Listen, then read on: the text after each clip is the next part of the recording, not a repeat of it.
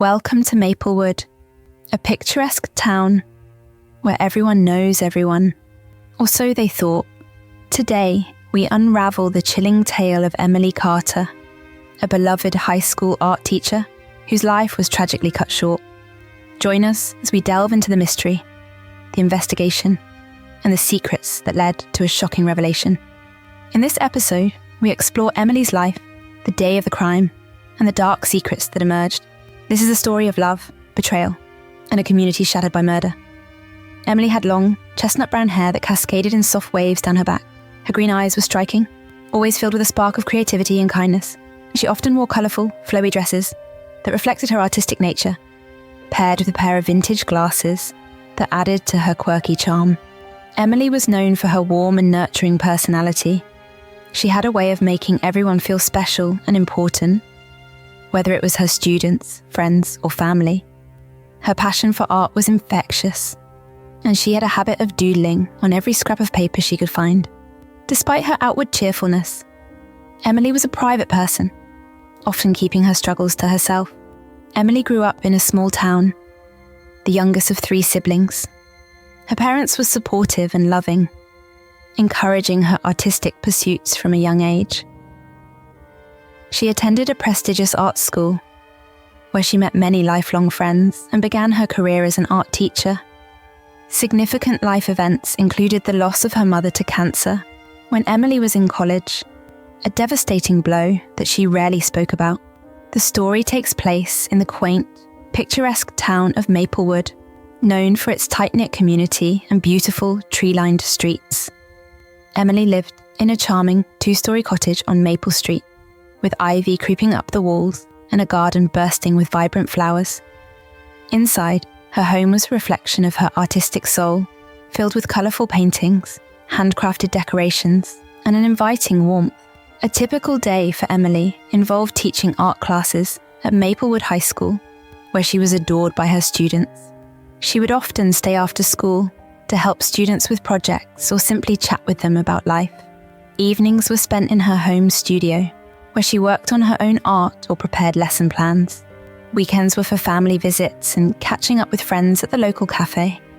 Emily's body was discovered on a crisp autumn morning, October 12th, at around 8 a.m. Emily's neighbour, Mrs. Henderson, a retired nurse, discovered the body. Concerned when she didn't see Emily leave for school, as usual, she decided to check on her. Emily was found in her home studio, slumped over her art desk, surrounded by unfinished paintings and sketches.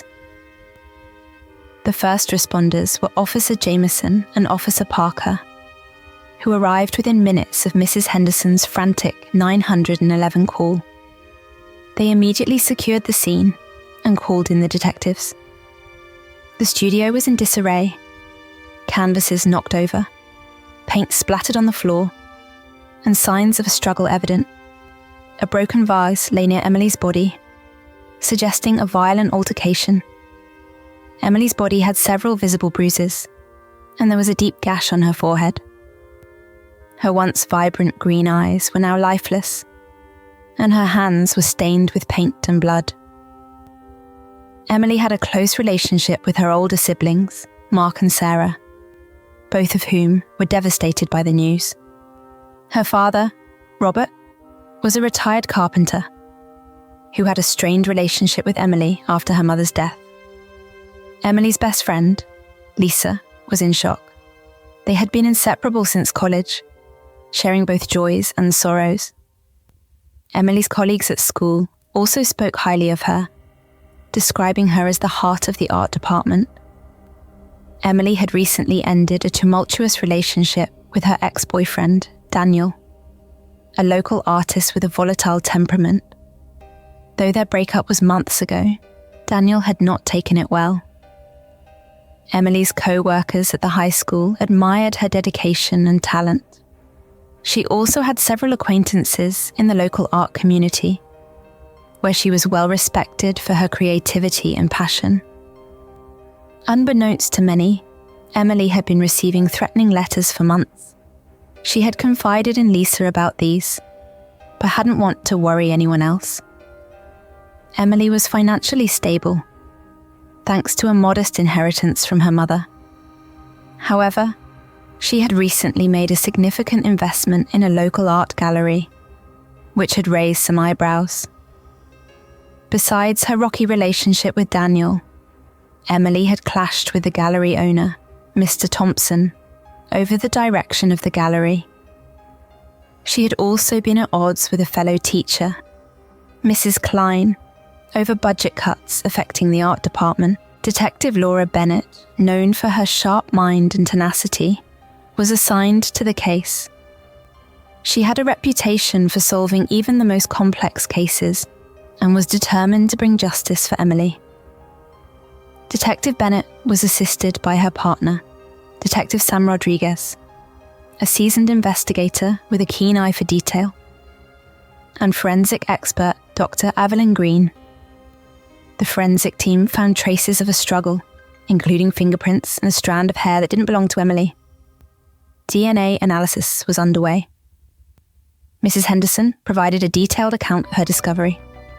Several neighbours reported hearing a loud argument the night before, but none saw anything suspicious. Surveillance footage from nearby businesses was being reviewed, hoping to catch a glimpse of anyone entering or leaving Emily's home. Daniel, her ex-boyfriend, was the primary suspect due to their tumultuous breakup. Mr. Thompson and Mrs. Klein were also on the list, given their recent conflicts with Emily. Daniel was brought in for questioning and displayed a mix of anger and grief. Mr. Thompson was cooperative, but evasive about his whereabouts. Mrs. Klein was defensive, claiming she had no reason to harm Emily. Daniel's alibi was shaky, as he claimed to be at his studio alone.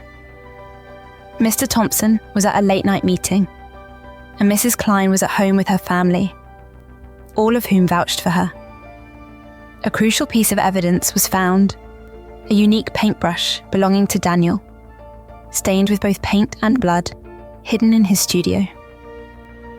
Detective Bennett confronted Daniel with the evidence. Under intense questioning, Daniel broke down and confessed. He claimed it was an accident during a heated argument, but the evidence suggested otherwise. Daniel was arrested and charged with Emily's murder. The town of Maplewood was left reeling from the loss and the revelation of the killer among them. Emily's family and friends struggled to come to terms with the tragedy. The art community held a memorial in her honour, celebrating her life and work. Emily's life had touched many, and her death left a void that could never be filled. Her students, friends, and family remembered her for her kindness, creativity, and passion. While the arrest brought some closure, the scars of her loss remained. Her loved ones found solace in her art, preserving her legacy through her creations and the lives she had impacted. Emily Carter was more than just a victim. She was a daughter, a sister, a friend, and an inspiration to many.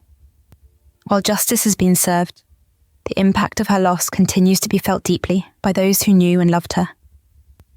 As we conclude this story, we remember the vibrant life Emily led and the legacy she left behind. Her art, her kindness, and her spirit live on in the hearts of her students and loved ones. Thank you for watching. If you found this story compelling, please like, comment, and subscribe for more true crime stories. Until next time, stay safe and cherish those around you.